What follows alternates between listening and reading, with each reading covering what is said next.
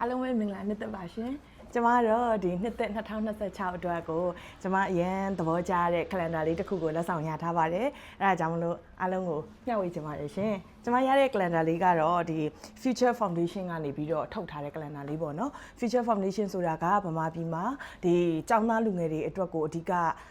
ထောက်ပံ့ပေးတဲ့ foundation တစ်ခုလို့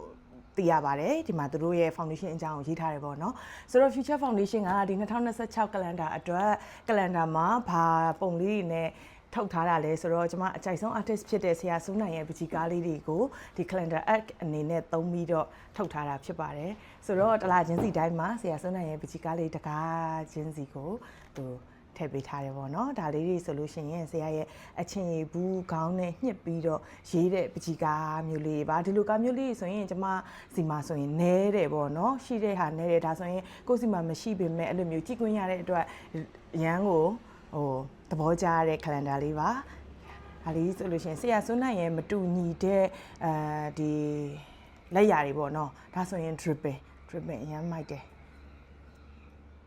မတူညီတဲ့လက်ရာတွေကိုဒီ calendar add အနေနဲ့ဒါဆိုရင်လည်း dripping ကပဲဆိုတော့သုံးနာတာဆိုတော့တော်တော်လေးကိုကျွန်မဒီ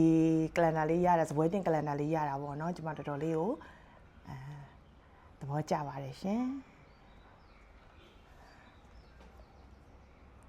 ဆိုတော့ဆရာစွန်းနိုင်ရဲ့ဒီမတူညီတဲ့လက်ရာအစုံစုံကိုဒီမှာ12ပုံပါတာပေါ့နော်ပြက်ကတိန်က12လရှိတယ်ဆိုတော့